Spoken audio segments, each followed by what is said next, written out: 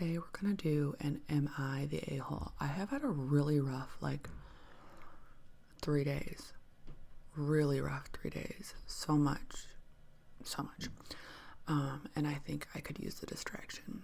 So if you can use the distraction as well, stick around. We will do some Am I the A-holes, because I'm dealing with my own A-holes in real life, and sometimes just to look at other people dealing with A-holes just makes you feel connected, you know?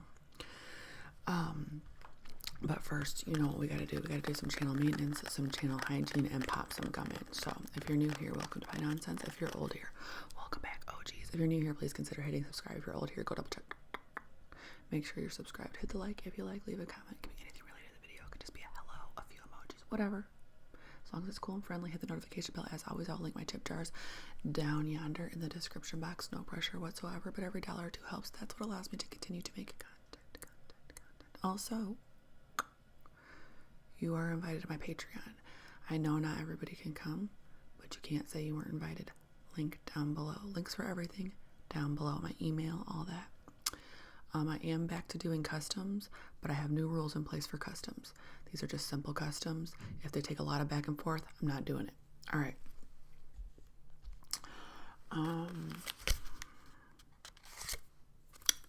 Cinnamon gum. Am I the A-hole?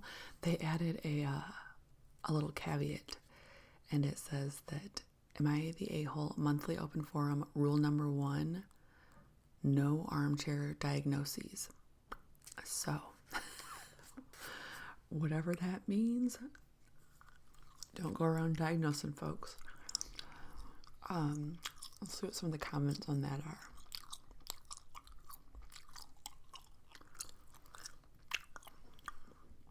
Wishing the responses required a vote, seeming like many comments without a vote lately. Nah. In general, if an OP is arguing with commenters, they're probably breaking rule number 3. I wonder what rule number 3 is. The amount of people misusing terms like abusive and other psychotherapy adjacent jargon is exhausting. All the words are losing meaning to the point where I have to second guess and ask whether the behavior was actually abusive. Or if you're describing a time when your ex didn't bring you a glass of water within 3 seconds of you asking. What if psychobabble is their love language? LOL. But I get what you mean about the dilution of meaning. Tiresome. Gaslighting is one of the worst. I get it, and I don't, because if you understand the term and you can use it correctly, use it. But don't overuse it. A lot of times people hear a new term and they want to just use it for everything. Like, that's not what that is. Okay. Story number 1. Am I the a-hole for telling my mom we don't view her eldest as our brother and she needs to stop forcing him on us? I'm going to say, yeah. We'll read it. Maybe they can change our mind. But I'm going to go with yeah. We'll see. I, 28 male. I'm the youngest of 3. Though if you ask my mother, she'd say 4. Prior to my eldest brother Christopher's birth, my parents had another baby that was born still. His name was James. My parents consistently talked about him. He was included in family portraits where one of us held the only picture we had of him. Christmas cards, etc. He was mentioned at every big event. I'm gonna cry. Because if this person is an asshole about this, I'm gonna cry. My brothers and I have tried to tell our parents we are uncomfortable with the picture. Okay, that part I get, as it's morbid to us, as well as we don't want it included all the time. My mom always insists and tells us that James is family,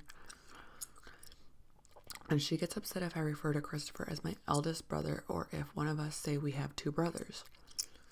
We've tried to explain we were born after James and don't have the attachment that she does. Understandable. This has led to several arguments, and usually it isn't worth it, so we just give in and say fine, she can bring the photo and talk about James there. Christopher is getting married. After talking with his fiancée, Lily, they both said the picture could not come. It's their wedding. They said they'll include James in the program alongside Lily's grandmother, who passed, as a sort of guess we're thinking of on a special day. Good compromise? Good compromise. But there will be no detailed essay that our mom usually includes on holiday cards to memorialize James. Okay, because it's your wedding. And it's not a memorial service of any kind. She got upset by both things and called them very insensitive, and they are sticking to their guns, as they should. They offered to say, and we are thinking of these people that have, passed. And okay. My mom was venting to me, and I told her I agreed with Christopher and Lily, and I said that James isn't here. We have no connection to him, and she can't keep shoehorning him in. She can't expect us to make everything about him. That obviously she won't ever be over James's death, but it's time to stop making him front and center. I also added that none of us view James as our brother. See, I think that is where that's where you were the A. That one part, you didn't have to say all that. She's got 4 boys or whatever she's got. And, all right, she began to cry and left. My dad is angry with me beyond belief, as are some of the family members. My brothers are on my side, but I need some unbiased perspective. Am I the a-hole? A little bit, but not all the way. Remember not to downvote a-holes. If you ever go on this platform, you don't downvote the a-holes because you want the stories that involve a lot of a-holiness to get a lot of upvotes, because it's like a good entry, right? Okay. Not the a-hole. Your parents need therapy to deal with this about 30 years ago. Of course, losing James was very hard for them. A stillbirth is very sad. But this kind of enduring clinging to that it's not normal or healthy. If they wanted to do something to remember him on his birthday, okay, but maybe not at every occasion. Fair enough. Keep sticking up for Christopher and Lily because their wedding is their day and it's supposed to be happy. It does not need an outsized and awkwardly sad reminder of a lost baby. Maybe you and all your brothers need to stage some kind of intervention with your parents after the wedding, perhaps, and talk about them getting a therapist. You love them and care about their pain, but they can't keep forcing this in every Christmas, every wedding, and eventual births of grandchildren. Yeah, it is time for them to get some help. I think, talking about them all the time is healthy. My son, James, blah, blah, blah. But continuing this picture thing for how long is not healthy. So did they change my mind from the title of the article? Well, yeah, I didn't know he had passed before they were ever born. So yeah, it was a good clickbaity title. Oh my God, I can't even imagine what you've both gone through. I really hope you and your son are in a much better place now, and I really hope Grandma was dealt with. Oh, they must be talking to somebody else. Here we go. This right here, my paternal grandmother had a child that died from AIDS. She was convinced that my son was a reincarnation of the dead son. At 7 months old, she kidnapped my son, and I wasn't able to get him back until he was 3 years old. He's now 26. I can't even begin to imagine the trauma my son endured for 2.5 years. So, yeah, yikes. Holy crap.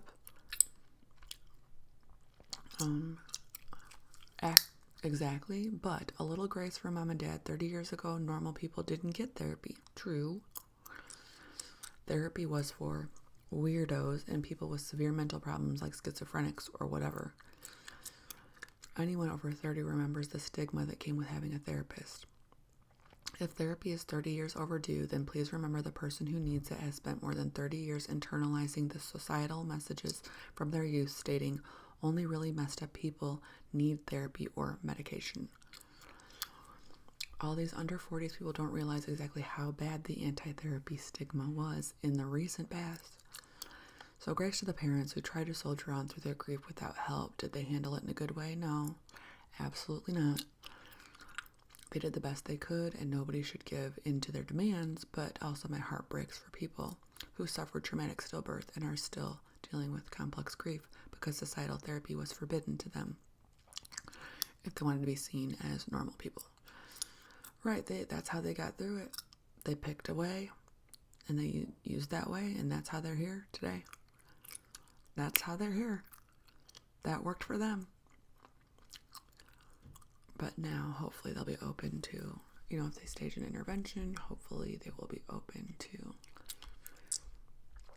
some kind of new coping mechanisms. Am I the a-hole for not wanting to remove a tattoo dedicated to my deceased boyfriend? I, a 28 female, had a boyfriend who suddenly, Lachlan, who suddenly and unexpectedly passed away 7 years ago, after 4 years together and over 2 years of living together. I was, of course, a complete mess after he passed. As a way to memorialize him, I got a tattoo of his name over my heart. Oh, I can see where this is going. I now have a boyfriend, 27 male, who I've been with for 1.5 years. He's known since we started dating that I had a boyfriend who passed away and about the tattoo. Now we've been together for a while and we're starting to talk about a future together. He has asked me to remove the tattoo and is offering to pay for the removal.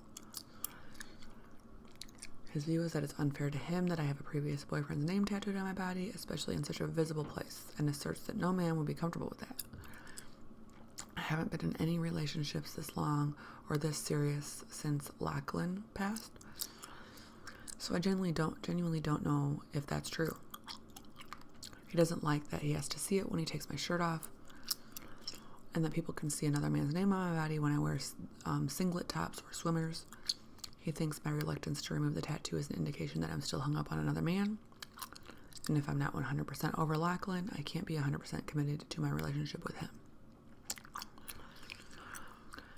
My view is that I can hold space in my heart for my love and grief for Lachlan and my love for my boyfriend and intention to have the future with him. Lachlan will always be a huge part of my life, and his passing will always be a source of grief for me.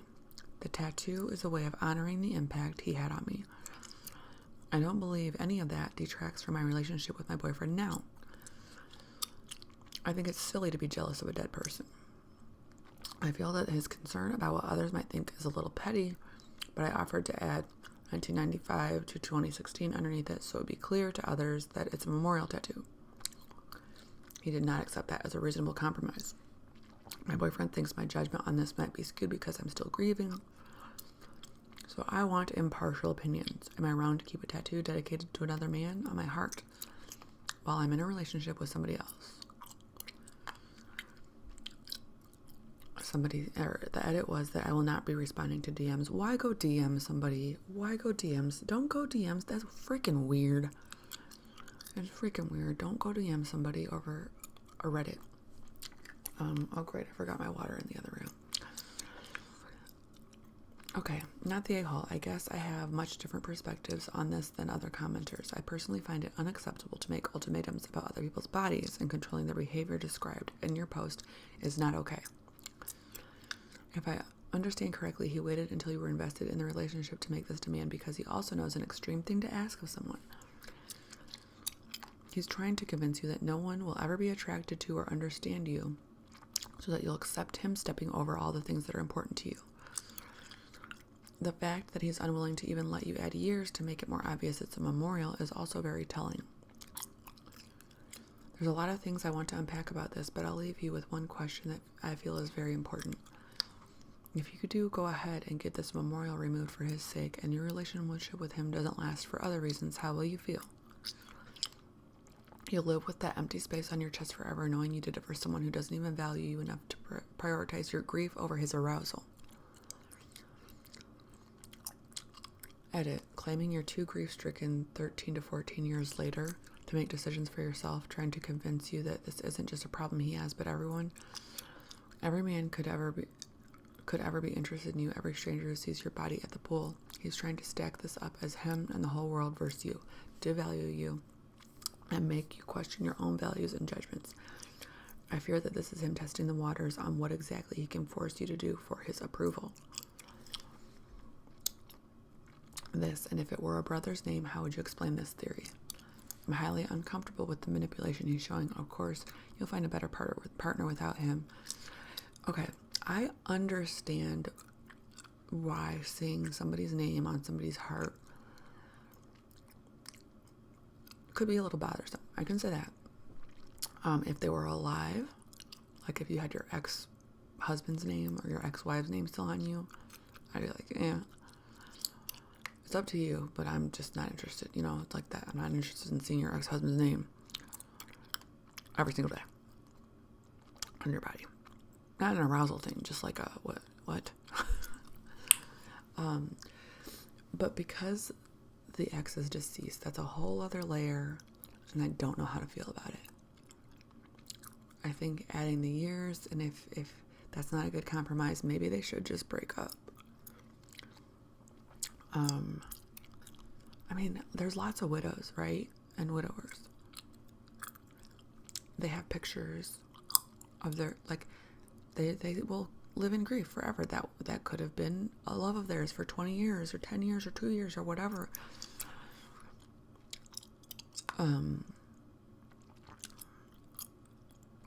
I don't know. I'm also thinking, how is someone else besides him going to know it's not his name, right? If it's a stranger, why are you worried about it? If someone knows your current boyfriend's name is not Lachlan, they can ask the OP, explains it's someone that she lost. Right, it's somebody that I lost. If she's wearing a low-cut top and someone random sees the name on her, they might think it was a close friend or a sibling, a parent, a cousin, whatever. A lot of people have their child's name tattooed on them. If I see a name on a stranger, I'll assume it's their kid's name. Right, it could be anybody. I don't know. What do you guys think? Let's do another, shall we? Am I the a-hole for telling the dinner party the truth when my wife was blaming me for not getting enough sleep?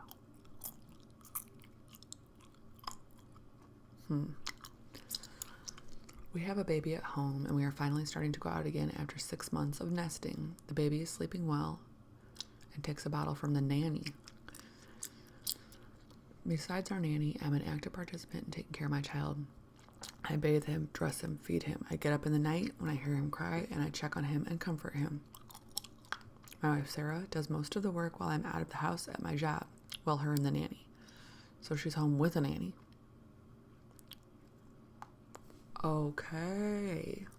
Cash Money Records. Sarah is having a lot of trouble sleeping through the night. She is very anxious about any noise or lack of noise. A close friend had lost a child from, and she is terrified of that happening.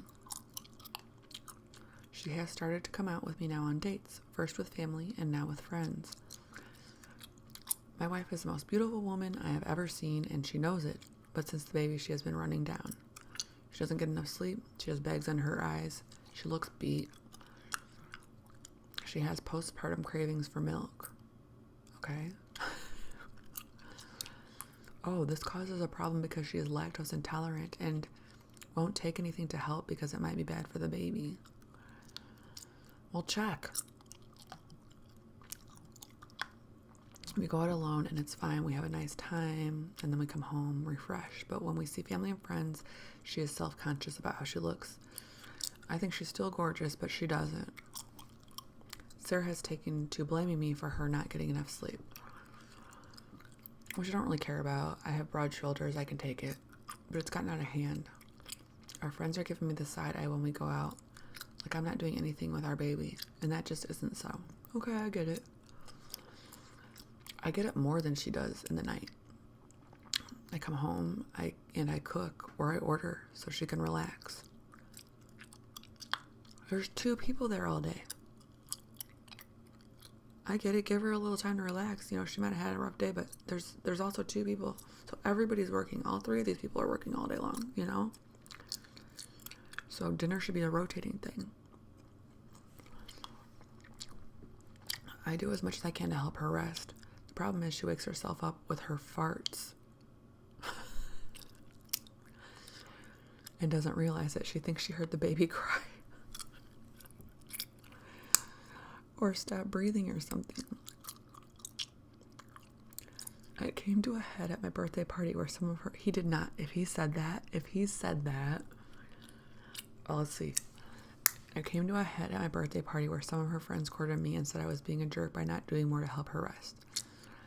I told them everything I was doing, and they asked why she wasn't sleeping enough if that was so, and I told them the truth.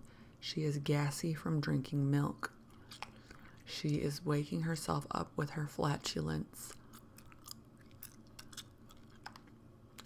He didn't have to say all that. You can tell the truth without telling the whole truth.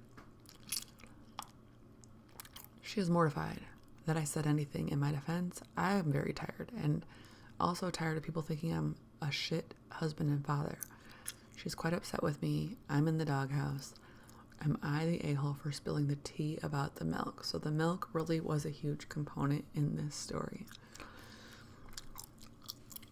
Not the a-hole, but there is no way in hell your wife doesn't feel eternally humiliated in front of everyone there. So yeah, isn't he the a-hole for that at least? How are you not just buying lactose-free milk? Lactaid? He said I tried it. I also brought home 3 different kinds of goat milk, which I was told by our nutritionist might be good substitutes, and she doesn't like the taste. Look.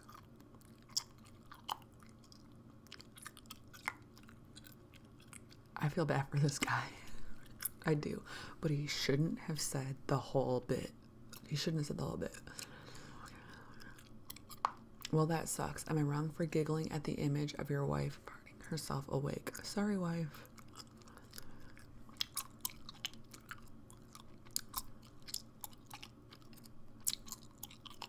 Well, what do you guys think? Hilarious, but also not. If she's blaming you and not feeling guilty, then the truth is the only way to make her wake up and realize that she shouldn't be making shit up.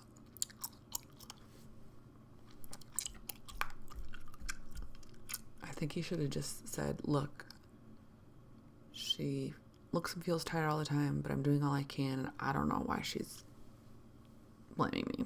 Guys, I'm doing it. Let's just let her have her postpartum issue, say what she needs to say to you guys, but just know that I'm doing it, okay? Got it. And he probably should have talked to her. Like, listen, your gas is waking you up, and I don't want you telling our friends that I'm not doing anything anymore when I'm doing this much. Okay. Let's do one more. Am I the a-hole for not allowing friends to drink alcohol in my house? I, 37 female, do not permit alcohol in my house. I haven't for 15 years. There's a lot of alcoholism in my family. In my late teens, early 20s, I was a problem drinker. Fortunately, I realized before things became too bad, and I have not drunk a single drink since. I don't object to others around me drinking. I just want myself, and I don't want it in my house. All of my family and friends are aware of this and the reasons why. A group of my friends and I enjoy playing board and card games. We decided to have a games night once a month, taking turns to host in our homes. The first 2 weeks were fantastic. We really enjoyed ourselves. Some people were drinking alcohol and others weren't. My turn is coming up, and in making the preparation, I reminded people that I don't allow alcohol in the house.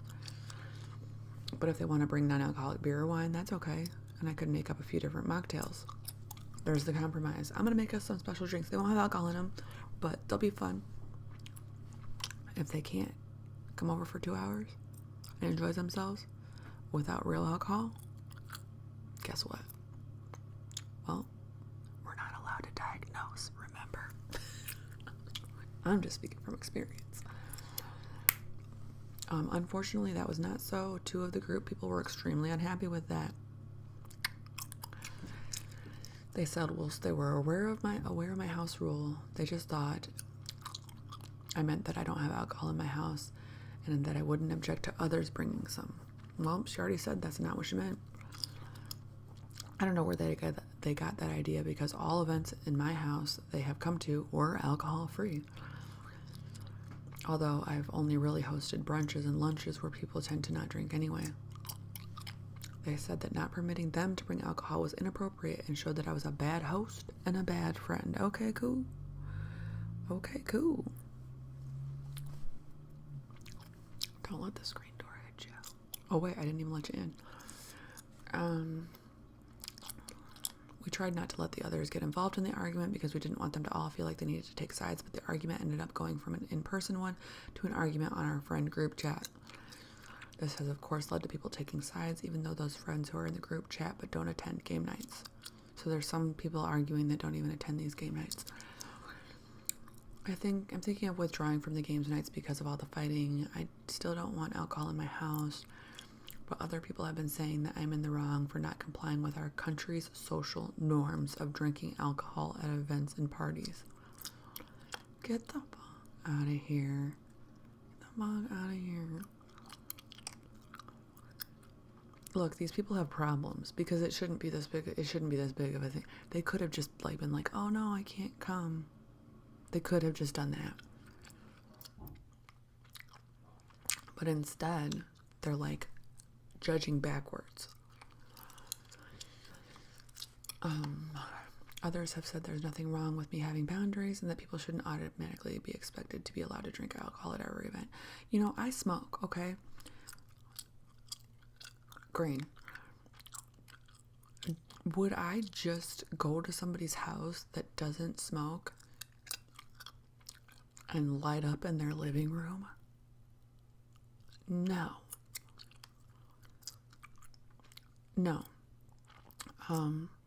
There's a couple options. They could have a drink before they went. How long is a game night? They could come attend for 1 hour and leave. There's so many other options than being a dick about it. I don't really know what to think about it because they are right. Where we live has a huge drinking culture, and it's more normal than not to drink at evening events. Am I the a-hole for not allowing people to drink in my own house?